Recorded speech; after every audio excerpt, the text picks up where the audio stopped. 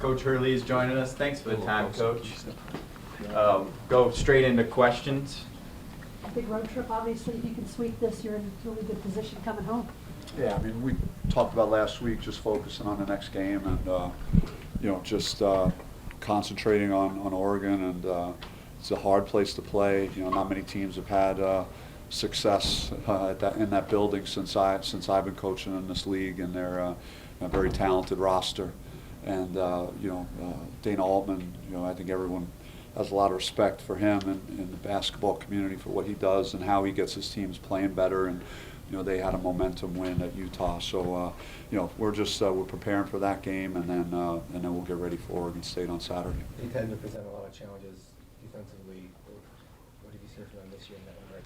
Yeah, it's tough to simulate that in practice, and because we don't play that style of defense. But we'll see some 1-2-2, three-quarter court. We'll they'll play some 2-3 matchup and kind of I've seen it shift into more of a man defense, kind of even mid possession. So I think we got to have movement. We got to take advantage of our opportunities, getting in gaps. Can't just stand around against the zone. So, but they do a very good job of it. It's a unique style of defense. And Coach, you talked about obviously playing on the road in neutral game sites at a conference, but how does that help, especially in a game? I mean, Oregon, but just the atmosphere there when you go into Eugene.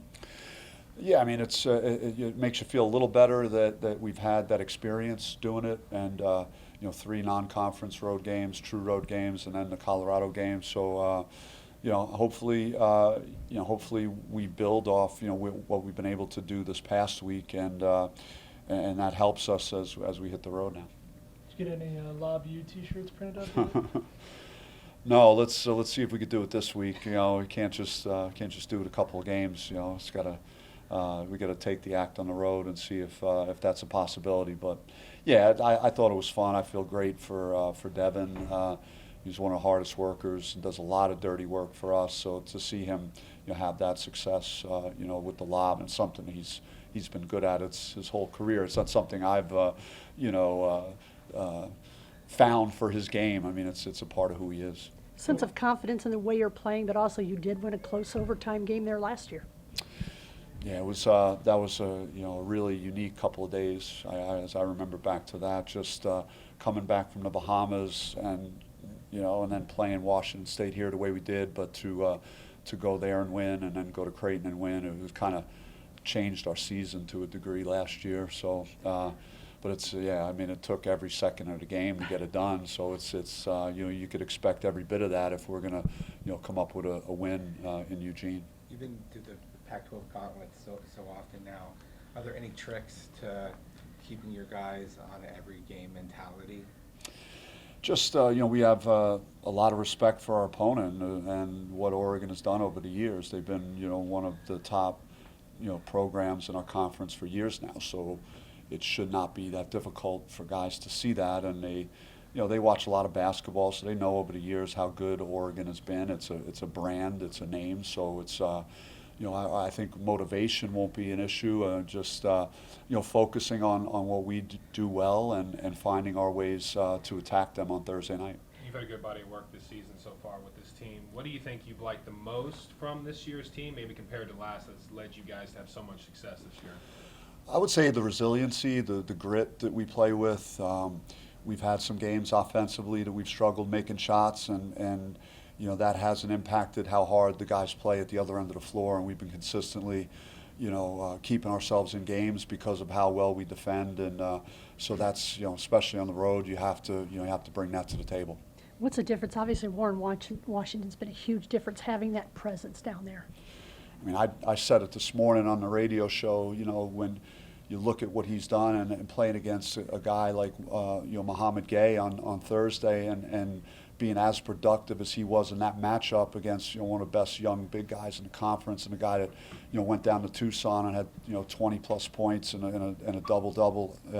So for Warren to play that well, it says a lot about what he's doing, and it's not just his offensive production, which I think is starting to come on, and we're finding ways to improve that for him. But he brings it defensively and with his rebounding every game. And with defensively too, I mean, I know you've touched on it. If the shots aren't falling, get back playing defense. But the teams that you're going against, how do you like being on the court there? How frustrated do you feel that other teams are getting? Because either they're going late into the shot clock, not getting a great shot, or just chucking up early shots.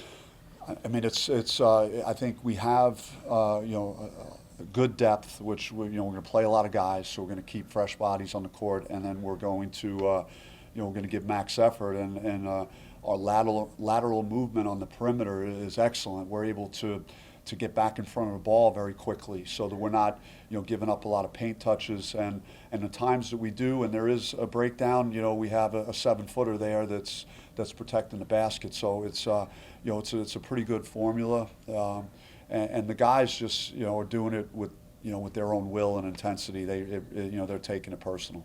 Did you think that Devin would be able to impact the game in as many ways as he does? Because, just maybe the more limited role that he had at Auburn versus all the different things he's doing here.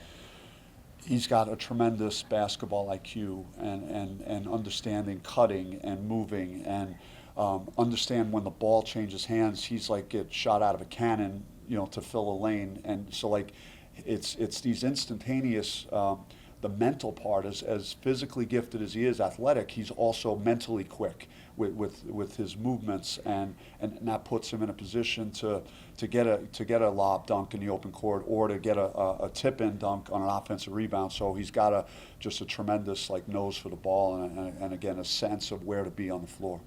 Bobby, I know the rankings were a discussion a couple of weeks ago. Does it feel like you guys are back under the radar now? Do you care? After the sweep, there weren't even any votes for you guys? I mean, I'm just trying to win games, and we're just, that's our focus. It's a little early to wonder why, you can't, your rankings aren't higher in the metric categories and things, and sometimes it's a little puzzling, with the wins that we have had, and I know we had the Texas Southern loss probably doesn't help our numbers great, but outside of that, I mean, we've been really good this year. The San Francisco game, the score was terrible, but I mean they almost beat Gonzaga a week ago. So it's they're a tough team to play at San Francisco. So I mean we've done a great job up to this point. We're just still concentrating on just progressing through the league and trying to win games. And this is a quad 1 game for you guys, so. Yeah, I mean we've had 2 quad 1 wins right now at the moment, and there's a lot of teams that may not have any at this time that are ranked fairly high. So we'll see about all that. I mean that certainly matters at the end of the season when you have to hand your resume in to the committees. Thanks, guys. Thanks. Thanks, Bobby. Thanks a lot.